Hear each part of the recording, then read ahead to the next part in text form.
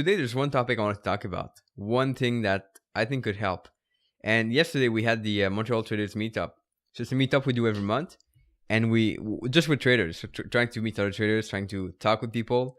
And I talk a lot about that. And I've seen a lot of you guys in my group or in my people listening to the podcast coming on yesterday. Really interesting for sure. So really good to see people coming live and that people are taking the advice, right? I keep saying all the time, you have to surround yourself with other traders. You have to be willing to meet other people and try to learn from people, because the people you surround yourself with are the ones that are going to make the biggest impact on you, and they're the ones that are going to help you move forward. I guess that's the big thing here. So yesterday we had that event, but something happened yesterday that were pretty interesting. Some discussion. The thing I like about that meetup is that some people are really new. Like they're just getting into trading. They don't know how to trade, or they know a little bit, right? You know, when you start to trade, you have such a high confidence and such a low skill level. So a lot of people are at that level right now. They know a little bit how it works, but they're not really ready to trade live, because they will make mistake, but they still trade live. And one of the things that came up over and over again is this principle of luck in trading. The principle of you want to be lucky. You want your trade to unfold correctly. You want to be able to make money, right? And in trading, it's really difficult to have a view with luck, because luck comes and go all the time. So you might have a week like I had the past, last week, I had a really good profit, only winning trade, and that was it. But the week, like this week, I had some more bad trades, some more losing trade. So it's a big difference. And you cannot rely on luck. It's not even part of trading. The way you should go about executing things is you should go with your plan and then execute your plan. And that's it. And after a while, this is interesting. We talked about that yesterday. After some point when you have a plan, you've written things down, you kind of become addicted to execution and not to profit. So you don't really care about profit. And this took a lot of time for me, years and years. But at some point, you kind of get addicted and you want to execute your plan correctly. So you feel more happy when you execute your plan correctly compared to making profit. You don't really care about the profit. So you get addicted to that feeling of doing your plan correctly and putting in the work correctly. While at the beginning, it's totally fine. But when you're at the beginning, you have more trouble following your plan because you don't see the benefit of following your plan. After a while, after a few months of trading correctly or making a plan, you become addicted to executing your plan correctly. And the best feeling ever is being able to place a trade, following your plan perfectly, and having things unfold perfectly. And that could mean in loss or could mean in profit. But you've done your things correctly and you feel great. And that's how you build some sort of momentum in trading. When you can do things once, you feel happy, you feel better, and then you keep going over and over again. And it's just the way it works. So you have to understand now that luck is not part of trading. It's not something that you're going to feel lucky and make money. I couldn't care less about what my trades open now are going to do. And I won't even hope about having profit or having losses. The only thing I care about is, did I follow my plan? Did I act correctly on the strategy I had? Did I really did every single point I have in this book or in this notebook? Did I really follow everything I had to do? Did I really follow the one-page trading plan that I've done? Did I really make sure that I was taking every action, every step? And did I really make sure that I was reviewing my trade every single week? And that's much more rewarding. The fact of feeling just understanding and feeling you do everything correctly, that's much better than having profit or losses, because you don't care about the profit and losses. You come to a point where you care more about this idea of doing things correctly and sensibly. So that's a big part here. So there's not much action step to do here, except you guys have to practice and you guys have to put the luck away. So if you're in a trade and you find yourself hoping for the trade to go back down, well, let me just try to be lucky. Let me see if luck is on my side. Well, fine. But it doesn't work that way. And the best person to tell you this, and you guys had this this week as an interview, the interview with Moritz Chubarinski. He said he started by being a poker player. That's one thing. That's great, okay? But you could ask him, well, you have to be lucky to win in poker. And he's going to tell you, no, you don't have to be lucky. Same as in trading. The only thing you have to do is to have a plan, to know that you have an edge, and then you execute on that. But you don't need to have luck. And when people say, well, I was lucky, I was in a big trade and I made tons of money, well, fine. But did you really act on your plan? And is it really something you're going to be able to replicate over time? Is it really something you're going to be able to live with? And the answer is probably no, right? So it's really important for you to put luck aside. And when you're in a trade, as I said, and you want to have luck, maybe you didn't do things correctly. Maybe you skipped a step, or maybe you've taken a trade that you shouldn't take. Okay, maybe that's a big problem here. So you need to be careful with this. And when you feel that you want to be lucky, or that you want the market to act a certain way, then it's where you can identify this, right? The first step is always identify. Identify what you feel. And we'll come back to this all the time. But it's always about that. And if you can identify that you feel that way because you want to be lucky or you didn't prepare enough, then take an action step. Take something to either correct a mistake or to do something different, to make a plan or do things differently. That's the big takeaway for today. And even this is a good point.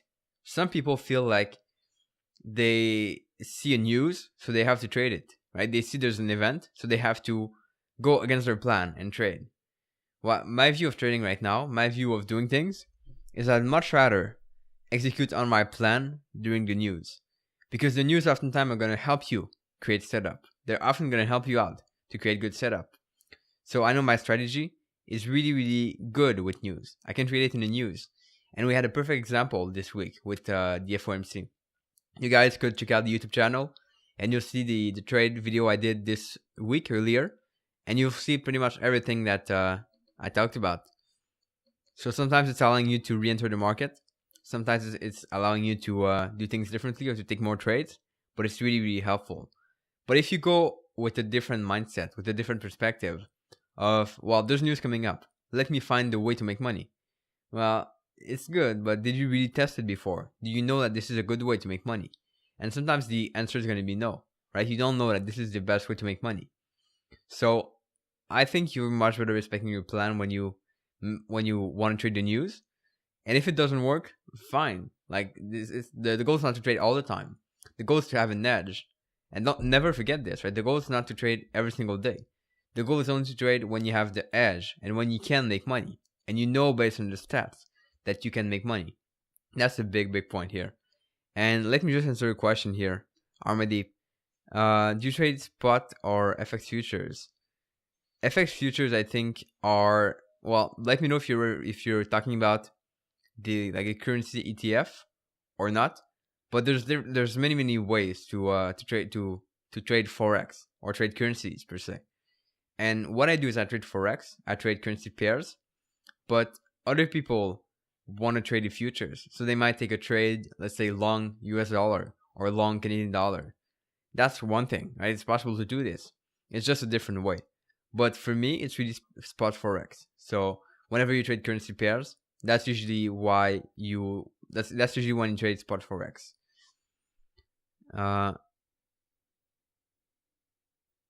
Yeah, and this is a really good point, Armadeep. News trading is unreliable, very unreliable. Well, yes, it's unreliable. Well, why? Because there's a lot of people who placed a trade before, and here's the problem. I was hearing this even yesterday, people talking about news trading. They say, well, you have like everything. You go in Forex Factory, you see everything. You see what's going to be the news, what time it's going to be published at, what are the expectation, what was the past result, what is this time's result, and you can base your decision on this. And I say, well, this is, yeah, sure. You can know how people are, like, you're able to know what are the expectation, what is supposed to happen, is it good or bad? But here's the point. Can you really be able to predict how people are going to react, how people are going to place their trade? Is it going to be one person entering the market strongly? Is it going to be people just staying aside? You never know, right? Because you don't know how people think. And sometimes you'll see a good news and a stock or a pair coming down. Sometimes you're going to see a bad news and a stock or a pair going up, right? There's no correlation. And that's why it's really important for you to not base yourself on the news specifically, but what you see in the chart. Price action, right? Price action. It's always going to be the easiest way to know what the market's doing. The news or the predictions or the actual result are not telling you where it's going to go. They're telling you what is the data. But from there, you have to figure out, well, what does that mean? And what are the traders or investors or whoever is in the market doing at this point? Do you watch Forex option and futures also before placing a trade in Forex? No, not really. I don't like to complicate things. And my view is that if you can find a good technical setup on Forex spot, there's no reason to go and confirm it everywhere, right? It's not necessary because you know it's probably going to work here. And I'm fine, like, even if you would have a higher winning rate, let's say, by watching everything there is, to me, it's just going to confuse me too much. It's just going to make things too hard and too difficult for me to trade. So I prefer to keep it simple, and I'll only trade spot Forex. And that's like the easiest way. Because the more complex it is, the more stress you feel, and the tougher it is to really account for everything. And you might skip a step, then you feel bad, and it's really a different game. But the simpler you get, the easier it is. But I would encourage you though, if you want to be able to, if you want to see if it works, well, test it out, right? Is your profit really higher when you look at other factors? If not, well, forget the factors. If it's just like this higher, okay, let's just make sure it's on every camera. Is it this higher, like a small piece higher, and you have to look at 1,000 different steps? Is it really worth it, right? Is it really necessary to do it? And oftentimes the answer is going to be no. You don't have to watch everything. But if you get a huge difference in your profit, or a huge difference in your return, or your win rate, well, then go ahead and try it, right? Implement it, because that's going to help you out. But you can never like eliminate every losing trade. So that's why. Which time frame do you use? That's interesting, because I do multi-time frame. So people often, they try to rely on one time frame. I find it's good, right? There's no problem trading the daily chart, but you're gonna have trouble sometimes putting your stop loss and take profit, or you're gonna have trouble finding a good reward to risk. Because if you have a range on a daily chart and you wait, let's say, for an engulfing pattern, like, or whatever, a pin bar, well, it's gonna be big sometimes, and you have to put your take profit in consequence. So sometimes entering on a daily chart is really difficult to get a good reward to risk. Well, if I'm going to go and look at the 1 hour chart and I see the same setup at the same zone, why wouldn't I enter that way, right? So I trade multi-time frame. So I would trade based on the daily chart, for example, and then I go lower. So is there a good setup I can trade on the 4 hour? Is there something I can trade on the 1 hour? Is there something I can trade on the 30-minute chart? And then I look for trades like this. But the key here, and this is where like everyone's going to fall short. Everyone who's doing multi-time frame, well, not everyone, well, most people are going to fall short. They're going to say, okay, so I'll trade multi-time frame. Let me look at every single chart. Let me look at every time frame. I want to place a trade. I want to be able to enter right now. That's what people are going to do. But the key with multi-time frame is that you want to be looking for your trades at the zones on the higher time frame. So on the daily chart, on the weekly chart, right? This is where you want to trade. But not like multi-time frame doesn't mean you trade all the time on any time frame, anytime you see a setup, because that's going to be too stressful. That's really too difficult, right? So I look at the zones, then I go on a smaller time frame to trade. And I try to not be at my desk too often. So I would say I don't go lower than the 1 hour chart these days. If I can, well, fine, I'll go. But if not, I won't go lower than that. I prefer to stick on the 1 hour chart. It's easy to watch. It's pretty simple. And it doesn't take much time. So that's pretty much my take at this point. But it might change, right, for sure. And I do have some other strategies on lower time frame, like trading the Asian session, which is my favorite.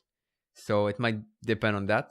But usually it's going to be daily chart for zones, 4 hour to 1 hour for the trades. Usually that's going to be it. and 5-minute chart for day trading strategies.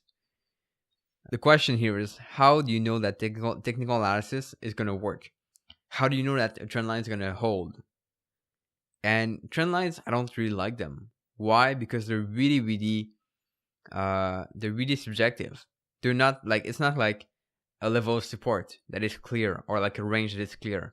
So the things you have to look at whenever you trade like trend lines or even support resistance is this level respected? Is it clear? If it's not clear, like if you have to spend an hour looking at your chart to figure out what is the trend line or what is the trend or like whatever, it's not a good pair to trade. It's not a good place to trade right now because it's not clear. When it's clear, then you can really look at trades. But if not, just skip it, right? And the second thing then is, how is price reacting? Let's say we're in a trend and price is starting to, like, price is going up in an uptrend, and then it's kind of like you see it dying, right? The distance between the lows is much shorter, it's much closer, while you know that probably it's going to reverse, right? Probably you're going to have some sign. And the other thing you can look at, of course, the size of candlestick, but the other thing you can look at are indicators. Is the RSI like decreasing, or is the Bollinger Band, like, is price breaking out the Bollinger Band and coming back down, right? So you want to combine everything, but the answer to this is not simple, right? It's looking at many factors.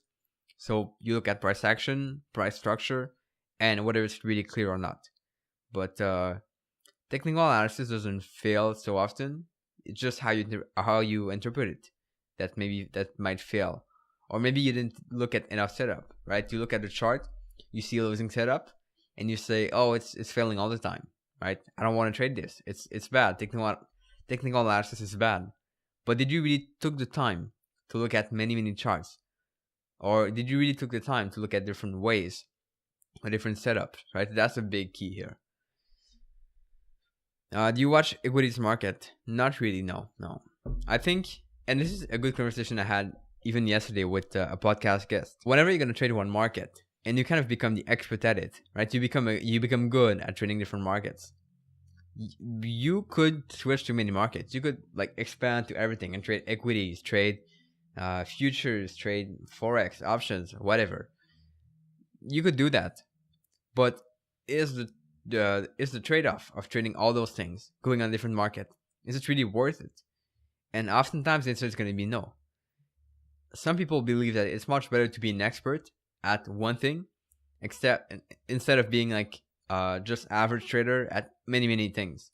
So that's why it's good sometimes to focus on one currency pair or even one market, right? And just trade this, or one time frame, because you become the expert at that. But going on too many things, it's just more difficult, and it takes a lot more time.